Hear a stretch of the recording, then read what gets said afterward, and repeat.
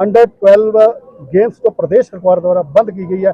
आज भी मैं सुबह कई चैनलों पे देखा है कि बच्चे गुहार लगा रहे हैं अभी सर इसको जरूर चालू करें, हमें साल भर मेहनत किया, लेकिन उनका आगे क्या होगा। सबसे बड़ी बात है कि अगर इनरोलमेंट में कमी आई है तो सर्वाधिक आपकी प्राइमरी सेक्शन में आई है, जहां मैंने 5,13,000 का आंकड़ा आपके समक्ष रखा है। 3 लाख बच्चे आपके प्राइमरी में कम। इस खबर के प्रायोजक है भूषण ज्वेलर्स, लोअर बाजार, सोलन, हिमाचल प्रदेश। बहुत बहुत स्वागत है आपका, बहुत बहुत धन्यवाद।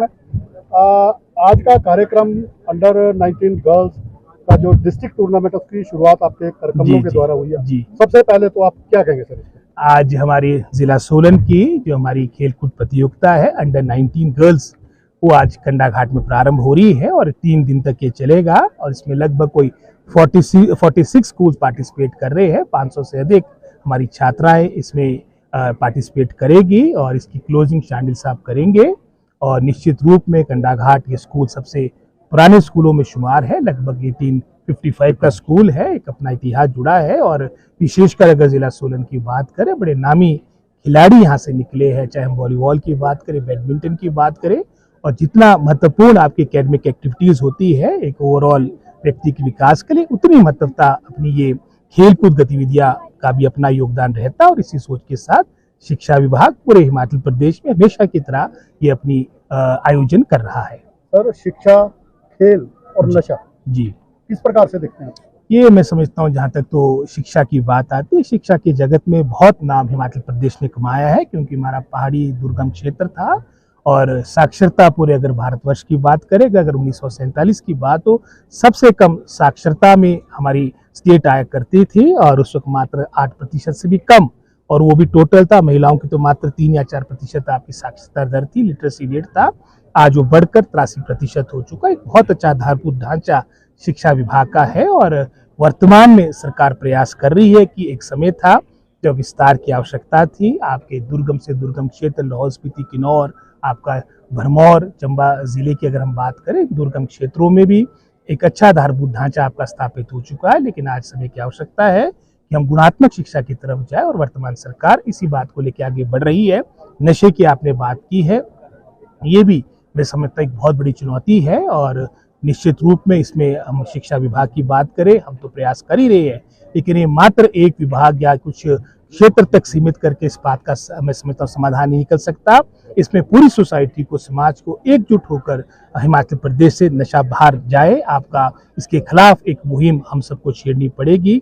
नशा मुक्त हमारा हिमाचल प्रदेश हो, इस सोच के साथ हमारे को कार्य करना पड़ेगा। और जो शिक्षा विभाग की बात आती है, हम तो प्रयासरत है ही। हिमाचल प्रदेश सरकार जो कम स्टूडेंट वाले स्कूल है उसको मर्ज कर रही है। जी, ये हिमाचल सरकार ने, ये इसकी शुरुआत आज से कोई 11 वर्ष पूर्व 2013 में गुजरात से प्रारंभ हुई थी। और गुजरात में ही लगभग कोई 5,000 से अधिक आपके स्कूल पिछले 10-11 वर्षों में आपके मर्ज हुए हैं।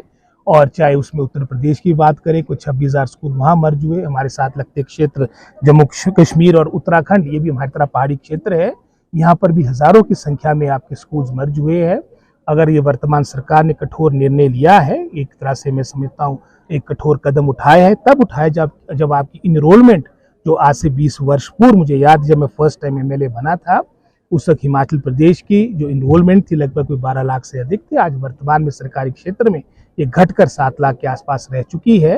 अर्थात यानी 5,13,000 के आसपास की इनरोलमेंट आपकी सरकारी स्कूलों में कम हुई। और चाहे केंद्र की बात हो, हमारी गवर्नमेंट ऑफ इंडिया की गाइडलाइंस, चाहे नीति आयोग की बात हो, अभी हाल में ही 16th फाइनेंस कमीशन, इनकी कमेटी भी शिमला आई थी, सब ने ये सजेशन दिया है कि आज आवश्यकता है जहाँ बच्चे ही नहीं है। उदाहरण के तौर पे जो स्कूलों को हमने बंद किया, उसमें 300-400 स्कूल तो वहाँ थे जहाँ पर एक भी बच्चा नहीं था।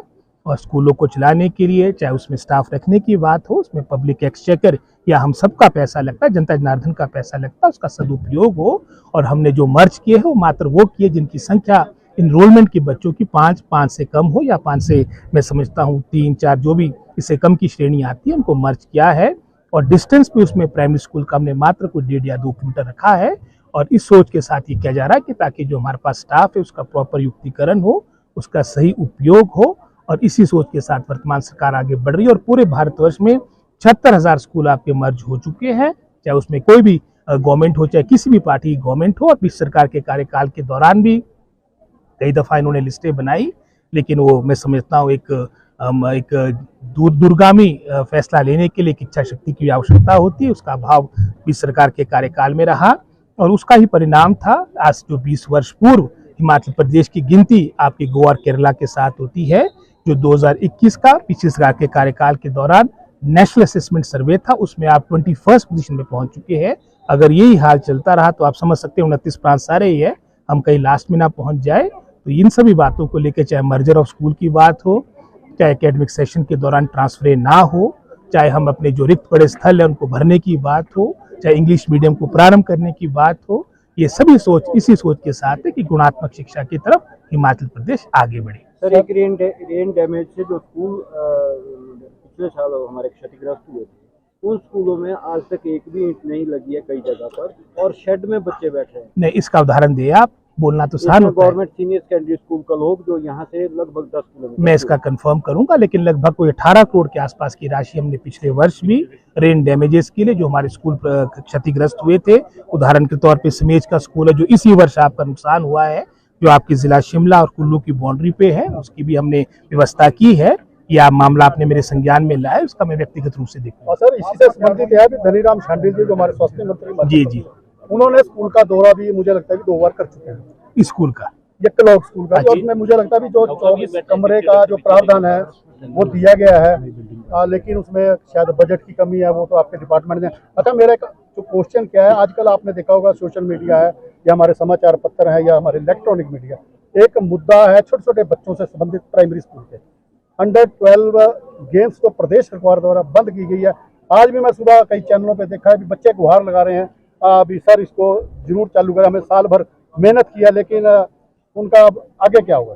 सबसे बड़ी बात है कि अगर इनरोलमेंट में कमी आई है तो सर्वाधिक आपकी प्राइमरी सेक्शन में आई है, जहां मैंने 5,13,000 का आंकड़ा आपके समक्ष रखा है। 3 लाख बच्चे आपके प्राइमरी में कम हुए हैं, और मैं समझता हूं उनका भी खेलकूद गतिविधियां हो, लेकिन एक स्तर तक हो। ये सारा मामला सरकार के संज्ञान में है, और साथ ही साथ आज वर्तमान में हमारा एलिमेंट्री डिपार्टमेंट के लिए सबसे महत्वता है कि जो नेस का सर्वे 3 साल के बाद पुनः प्रारंभ हो चुका है, वो आपका नवंबर में होना है। उसके लिए हमारी एलिमेंट्री एजुकेशन विभाग, क्योंकि 3 क्लासेस इनके अधीन आती है, एलिमेंट्री एजुकेशन के अधीन आती है, तो उसमें हमारी पहली प्रायोरिटी रहेगी। लेकिन जहाँ खेलकूद गतिविधि की बात है, उसके साथ भी एक संतुलन बने, इसी सभी सोच के साथ सरकार शीघ्र इसके बारे में फैसला लेगी। सर, अंत में अभी हम बात कर रहे थे, आपने एनरोलमेंट की बात की कि सरकारी स्कूलों में कम हो रही है, लेकिन इसके निस्बत अगर हम बात करें निजी जो हमारे स्कूल है, प्राइवेट स्कूल है, उसमें तादाद हमारे जैसे कंडा घाट में 3-4 स्कूल है, उसमें तादाद मुझे लगता है भी जो हमारे सरकारी उससे ज़्यादा तादाद है। क्या कारण है सर? एक तो यही हो सकता है कि एक जो मैं समझता हूँ एक सोसाइटी में इस तरह का क्रेज बन चुका है, लेकिन कहीं ना कुछ कमी तो रही होगी, तभी मैं समझता हूँ ये अंतर देखने को मिल रहा है। और जो हम कदम उठा रहे हैं, जैसे इंग्लिश मीडियम की बात, तो आज मीन्स ऑफ कम्युनिकेशन पूरे भारतवर्ष में नहीं, अंतर्राष्ट्रीय स्तर पे इसकी अपनी महत्वता है। हमने उसको क्लास 1 से प्रारंभ कर दिया। एक स्मार्ट ड्रेसेस की बात थी, इसमें भी कोई मैं समझता हूँ अंतर की बात आती है। भाई प्राइवेट स्कूल में बड़ी आकर्षक ड्रेसेस होती थी, तो हमने उसमें भी एक निर्णय लिया है कि जो स्थानीय एसएमसी होगी, स्थानीय हमारे जो स्टाफ होगा, मैनेजमेंट होगा, वो निर्णय लेके किस तरह की ड्रेस आपने पहनी है। तो बहुत से ऐसे कदम उठाए जा रहे हैं जिसके माध्यम से जो अंतर प्राइवेट और आपके सरकारी स्कूल में उस खाई को पूरा किया जा सके। जाना नाम भूषण ज्वेलर्स लोअर बाजार सोलन, हिमाचल प्रदेश। उच्च गुणवत्ता की ज्वेलरी के लिए आप हमें हमारे द्वारा दिए गए नंबर्स पर संपर्क कर सकते हैं। आपका विश्वास ही हमारी पहचान है।